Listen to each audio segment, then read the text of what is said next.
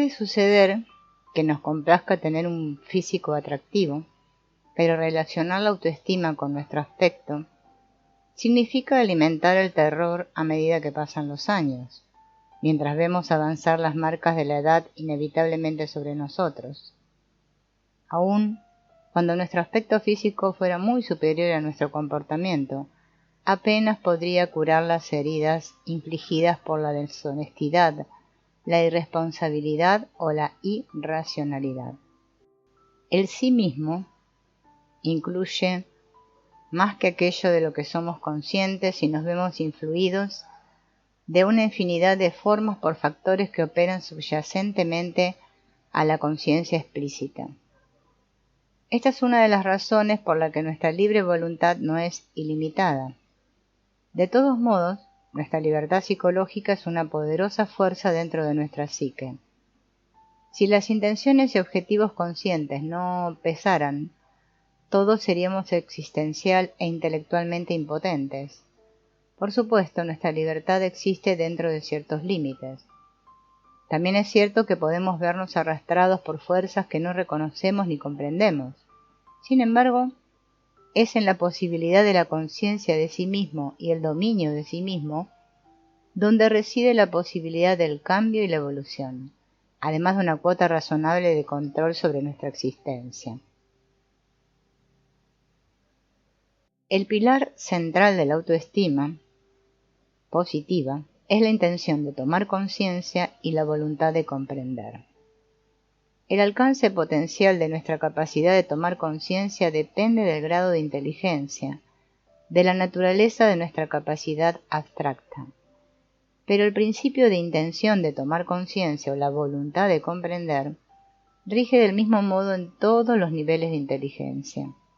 Implica la conducta de buscar la integración de lo que ingresa en nuestro campo mental, así como también el esfuerzo de expandir permanentemente este campo. El comienzo de la autoafirmación consiste en la afirmación de la propia conciencia, en el acto de ver e intentar asir lo que vemos, de oír y de intentar asir lo que oímos, de responder a la vida activamente y no de un modo pasivo. Este es el fundamento de respetar el sí mismo. Muchos niños tienen experiencias que les suponen enormes obstáculos para el buen desarrollo de esta actitud. Para un niño, el mundo de sus padres y otros adultos puede resultar incomprensible y amenazador. El sí mismo no se nutre, sino que es atacado. Al cabo de cierto número de infructuosos intentos de comprender las políticas, afirmaciones y comportamiento de los adultos, algunos niños se dan por vencidos y asumen la culpabilidad de sus sentimientos de impotencia. Suelen sentir con tristeza, desesperación e imposibilidad de expresarse que algo malo ocurre, ya sea con sus mayores, consigo mismos o con alguna cosa. Lo que llegan a sentir es: jamás entenderé a las personas, nunca podré hacer lo que esperan de mí, no sé lo que está bien o lo que está mal y nunca lo sabré. El niño, que continúa luchando para entender el mundo y a la gente que vive en él, no obstante, desarrolla una poderosa fuente de fortaleza, independientemente de la angustia o aturdimiento experimentado. Si se encuentra inmerso en un medio particularmente cruel, frustrante e irracional, sin lugar a dudas, el niño se sentirá alienado de gran parte de la gente que lo rodea y con mucha razón. Pero no se sentirá alienado de la realidad. No se sentirá, en el nivel más profundo, incompetente para vivir, o por lo menos tendrá buenas posibilidades de evitar ese destino. El individuo en desarrollo que mantiene la intención de tomar conciencia, aprende temas, adquiere habilidades, realiza tareas, alcanza objetivos. Y por supuesto estos logros convalidan y refuerzan la lección de pensar. La sensación de ser adecuado para la vida resulta entonces natural. El concepto de la voluntad de ser eficaz es una extensión de la voluntad de comprender. Se centraliza en el aspecto de la perseverancia frente a las dificultades.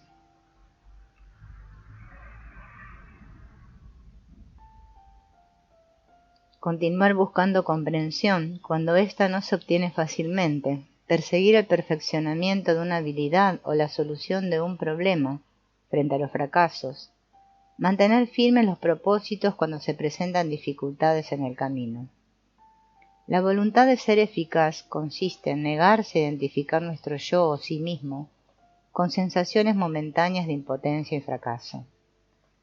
Todos hemos tenido momentos de desconcierto y desesperación, momentos en que experimentamos una dolorosa sensación de impotencia e ineptitud. La pregunta es, ¿debemos dejarnos definir por estos momentos? La voluntad de ser eficaz es la negativa de una conciencia humana a aceptar la ineptitud como condición permanente e inalterable. Resulta estimulante ver a una persona que ha sido golpeada por la vida de muchas maneras, atormentada por una infinidad de problemas irresueltos, que podría verse alienada de muchos aspectos de sí mismo y que, sin embargo, continúa luchando, continúa peleando, continúa tratando de abrirse camino hacia una existencia satisfactoria, impulsada por la sabiduría de la certeza de que mi persona puede más que mis problemas. Tener la voluntad de ser eficaz no significa que neguemos o rechacemos sentimientos de ineficacia cuando estos surgen, sino que no los aceptemos como permanentes. Podemos sentirnos temporalmente ineptos, sin definir nuestra esencia como ineptitud. Podemos sentirnos temporalmente derrotados, sin definir nuestra esencia como fracaso.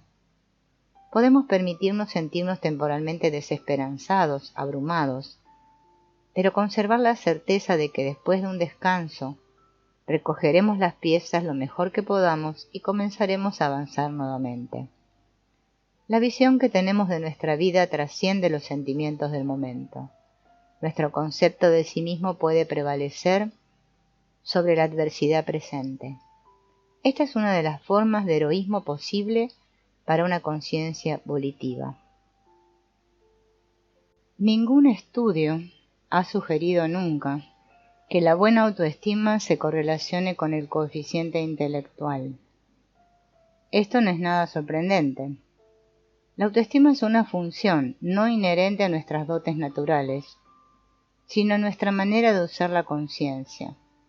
Las elecciones que hacemos con respecto a tomar conciencia, la honestidad de nuestra relación con la realidad, el nivel de nuestra integridad personal. La autoestima no es competitiva ni comparativa. Su contexto es siempre la relación del individuo con el sí mismo y con las elecciones del sí mismo. Una persona de elevada inteligencia y autoestima no se siente más adecuada para la vida o más merecedora de felicidad que otra de elevada autoestima e inteligencia más moderada.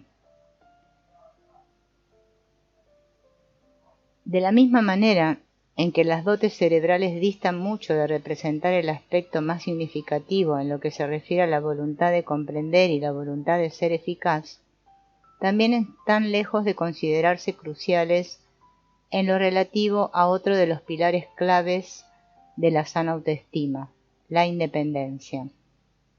La independencia intelectual se halla implícita en la inteligencia de tomar conciencia o en la voluntad de comprender. No es posible que una persona piense a través de la mente de otra.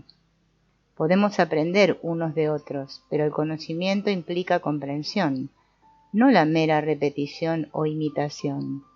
Podemos optar por ejercitar nuestra mente o trasladar a otros la responsabilidad del conocimiento y la evaluación para aceptar sus veredictos más o menos pasivamente. La elección que realizamos resulta crucial para la manera en que nos evaluamos como personas y para el tipo de vida que creamos.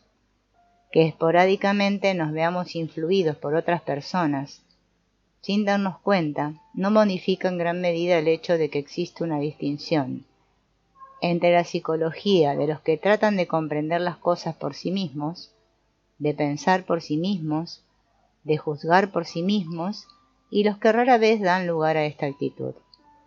Lo importante en este tema es la cuestión de la intención, la cuestión de un objetivo individual.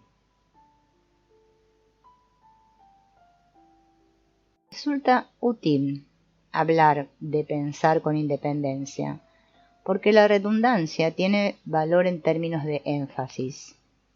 Muchas veces se da a pensar el significado de reciclar las opiniones de otros, de manera que podemos decir que pensar con independencia estimula la autoestima, y la sana autoestima lleva a una inclinación natural por pensar con independencia. Considerando solo las consecuencias del proceso descrito, alguien puede decir: le resulta fácil pensar con independencia, mira la autoestima que tiene. Pero la autoestima no es un legado, se adquiere, y una de las maneras en que se obtiene consiste en pensar independientemente cuando quizá no sea tan fácil hacerlo, cuando hasta puede asustar, cuando se está luchando con sentimientos de inseguridad y se elige perseverar de todos modos. No siempre resulta fácil defender nuestros propios juicios. Si hemos logrado que no nos cueste, esto ya representa una victoria psicológica, porque hay momentos en los que es difícil, momentos en que soportamos considerables presiones en contra del pensamiento independiente y en que debemos combatir y soportar la ansiedad. Cuando un niño descubre que sus percepciones, sentimientos o juicios se contraponen a los de sus padres u otros miembros de la familia, surge la disyuntiva de atender la voz de sí mismo o rechazarla en beneficio de la de los demás. Cuando una mujer piensa que su marido está equivocado en algún tema de fundamental importancia y surge el interrogante de si ha de expresar sus pensamientos o reprimirlos para proteger así la estrechez de la relación. Cuando un artista o científico de pronto vislumbra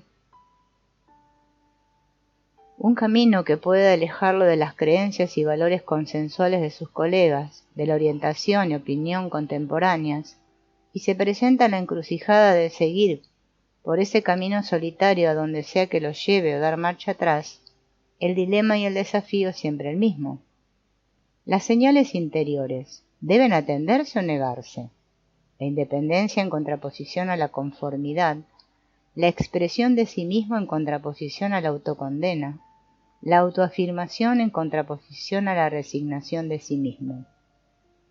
Los innovadores y creadores son personas que pueden aceptar la condición de solitarios en mayor medida que el resto de la gente. Están más dispuestos a seguir su propia visión, aun cuando ésta los conduzca lejos de la tierra firme de la comunidad humana. Su ansiedad, por grande que sea, no los detiene. Es este uno de los secretos de su fuerza. Lo que denominamos genio tiene mucho que ver con el coraje y con el atrevimiento. Está estrechamente vinculado con el puro nervio. Somos animales sociales, si bien algunas veces es necesario. Normalmente no disfrutamos de largos periodos alejados de los pensamientos y creencias de quienes nos rodean, especialmente de los que respetamos y amamos. Una de las formas más importantes del heroísmo es el heroísmo de la conciencia, el heroísmo del pensamiento, la voluntad de tolerar la soledad. Como todos los demás rasgos psicológicos, la independencia es una cuestión de grados.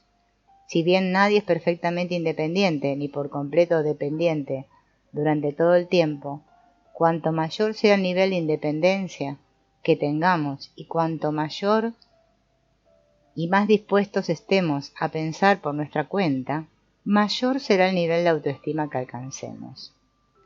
Pensar con independencia consiste, en parte, en aprender a diferenciar entre los hechos por un lado y los deseos y temores por el otro. La tarea resulta difícil a veces porque los mismos pensamientos se ven influidos y hasta saturados por el sentimiento.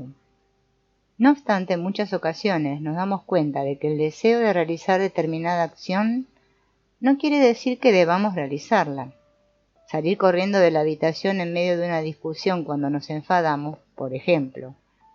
Y el hecho de que nos pueda atemorizar realizar alguna acción no demuestra que debamos evitarla. Acudir a un médico para hacernos un chequeo cuando existen indicios de enfermedad, por citar otro ejemplo. Si efectuamos una compra que sabemos no podemos pagar y evitamos pensar sobre las cuentas pendientes, sometemos nuestra conciencia a nuestros deseos.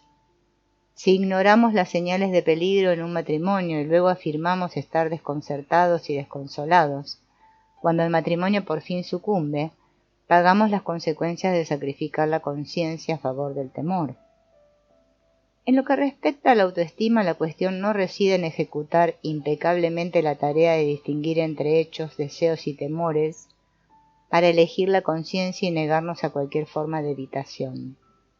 Más bien radica en la intención subyacente que tengamos cuando describimos a una persona como básicamente honesta. No queremos decir que sea impermeable a la influencia de deseos y temores, sino que existe por su parte un deseo e intención pronunciados y evidentes de ver las cosas como son. No podemos tener siempre la certeza de ser racionales o honestos, pero sí podemos pretender tenerla, preocuparnos por alcanzarla. No siempre somos libres de triunfar en nuestro modo de pensar, pero siempre somos libres de intentar triunfar. La suma acumulada de elecciones en este aspecto arroja un sentido intrínseco de honestidad o deshonestidad básicas, una responsabilidad o irresponsabilidad esencial hacia la existencia. Desde la infancia en adelante, algunos individuos muestran mucho más interés y respeto que otros en estos planteamientos sobre la verdad. Otras personas actúan como si los hechos no fueran necesariamente hechos, si no elegimos reconocerlos como tales, como si la verdad fuera irrelevante y las mentiras fueran mentiras solo si alguien las descubre. Todas estas apreciaciones nos conducen a otro de los pilares de la más sana autoestima, la integridad. A medida que pasan los años y desarrollamos nuestros propios valores y normas, el mantenimiento de la integridad personal adquiere cada vez más importancia para nuestra autoevaluación. La integridad significa la integración de convicciones, normas, creencias y comportamiento. Cuando nuestro comportamiento y los valores que profesamos van de la mano y la filosofía y la acción se correlacionan, tenemos integridad. Cuando nos comportamos de modos que se contraponen a nuestros juicios acerca de lo que es adecuado, nos desprestigiamos a nuestros propios ojos. Nos respetamos menos. Si esta política se hace habitual, confiamos menos en nosotros mismos o dejamos de confiar totalmente. En su afán por desentenderse de la filosofía en general y de la ética en particular, los psicólogos se molestan por todo lo que parezca una referencia a la moralidad en el contexto de la psicoterapia o del bienestar psicológico. Por lo tanto, se arriesgan a pasar por alto el hecho indiscutible de que la integridad es en realidad uno de los guardianes de la salud mental, y que resulta desconcertante y cruel estimular a la gente a creer que la práctica de la atención incondicional hacia sí mismos les aportará una inmaculada autoestima, independientemente de la cuestión de su integridad personal. Algunas veces un individuo intenta escapar de la carga de la integridad desconociendo o afirmando desconocer todos los valores y normas. Lo cierto es que los seres humanos no pueden retroceder a un nivel de evolución inferior. No podemos regresar a una época en la que aún no se pensaba que fueran posibles los principios y planes a largo plazo. Somos seres conceptuales y no podemos operar adecuadamente como ninguna otra cosa. Necesitamos valores que guíen nuestras acciones. Necesitamos principios que guíen nuestras vidas. Nuestras normas pueden ser apropiadas o inapropiadas para los requerimientos de nuestra vida y bienestar, pero resulta imposible vivir sin normas de ningún tipo. Una rebelión tan profunda en contra de nuestra naturaleza, como intentar desechar todos los valores, principios y normas, es en sí misma una expresión de autoestima empobrecida y garantía de que el empobrecimiento no se detendrá. Si bien es bastante fácil reconocer, partiendo del sentido común, la relación entre la autoestima y la integridad, no siempre resulta tan simple como parece en un principio. la cuestión de vivir de acuerdo con nuestras normas. ¿Qué pasa si nuestras normas están equivocadas o son irracionales? Podemos aceptar un código de valores que agrega a nuestras necesidades como organismos vivientes. Por ejemplo, ciertas enseñanzas religiosas condenan el sexo, el placer, el cuerpo, la ambición, el éxito material, el goce de la vida en la tierra. Esta aceptación de normas que niegan la vida constituye un enorme problema que tendremos que analizar más adelante. Cuando comprobamos que vivir según nuestras normas nos conduce hacia la autodestrucción, ha llegado el momento de cuestionar nuestros modelos, en vez de resignarnos simplemente a vivir sin integridad. Debemos reunir el coraje suficiente para desafiar algunas de las ideas más arraigadas que tenemos acerca de lo que se nos enseñó a considerar el bien. Para citar algunos ejemplos del tipo más frecuente en la práctica de la psicoterapia, mujeres que luchan con los dilemas morales creados por la prohibición de la Iglesia Católica con respecto a los dispositivos del control de natalidad y al aborto. Ciertos funcionarios estatales que, desanimados por la magnitud de la corrupción burocrática, se sienten atrapados en el conflicto entre su noción del patriotismo y el buen ejercicio de su ciudadanía, por un lado, y las exigencias de la conciencia individual, por el otro. Hombres de negocio trabajadores y ambiciosos, a los que se les animó al inicio de sus carreras a ser productivos, y que cuando terminan cometiendo el pecado de triunfar, se ven enfrentados a la desorientadora profecía bíblica que dice que será más fácil que un camello pase por el ojo de una aguja que un rico entre en el reino de los cielos. Esposas que de pronto se dan cuenta de que el concepto tradicional de la mujer como servidora del hombre constituye una moral de autoaniquilación. Jóvenes que se debaten entre cumplir con su obligación militar o escapar de ella. Ex monjas y curas desencantados de las instituciones religiosas a las que habían prometido obediencia, que se esfuerzan por definir sus valores fuera del contexto de una tradición que ya no pueden aceptar. Personas jóvenes que se rebelan contra los valores de sus padres y no saben qué criterio del bien habrá de guiar sus vidas en adelante. Estos conflictos y la manera en que se resuelven o dejan de resolverse afectan indefectiblemente la calidad de la autoestima del individuo, porque se ve afectada la manera en que se vive la integridad, y la integridad es un requisito de la elevada autoestima. Toda discusión acerca de los pilares centrales de la sana autoestima que se precie de completa debe reconocer el importantísimo rol de la propia responsabilidad como orientación básica de vida. La propia responsabilidad resulta esencial para la autoestima, además de ser un reflejo o manifestación de autoestima positiva. La relación entre autoestima y sus pilares es siempre recíproca.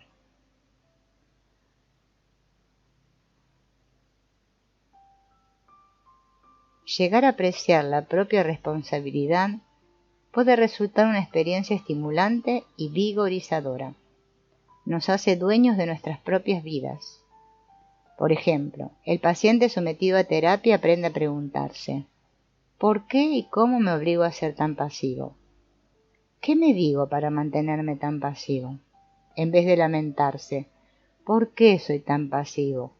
En lugar de convencerse de que no puede preocuparse de nada, aprende a investigar por qué y cómo se priva de experimentar sentimientos intensos hacia las cosas. ¿Por qué en este contexto significa con qué fin? En vez de preguntarse ¿por qué tengo la nuca siempre en tensión?, el paciente aprende a preguntarse ¿qué sentimientos estoy tratando de evitar poniendo en tensión los músculos de mi cuello?, en lugar de quejarse de que la gente se aprovecha de ella. El paciente aprende a preguntarse ¿por qué y cómo invito o aliento a las personas para que me utilicen? En lugar de nadie me comprende, el paciente se pregunta ¿por qué y de qué manera hago que la gente le cueste comprenderme? En vez de ¿por qué las mujeres se alejan de mí?, el paciente se enfrenta a la pregunta ¿por qué y de qué modo siempre consigo que las mujeres se alejen de mí? En lugar de lamentarse siempre fracaso en cualquier cosa que emprenda, comienza a considerar ¿por qué y cómo consigo siempre fracasar en lo que intento? La propia responsabilidad es sin duda indispensable para una buena autoestima. El hecho de evitar la responsabilidad nos convierte en víctimas de nuestra propia vida, nos deja indefensos. Es de este concepto del que deben liberarse las personas para llegar a evolucionar hacia un sentido no trágico de la vida.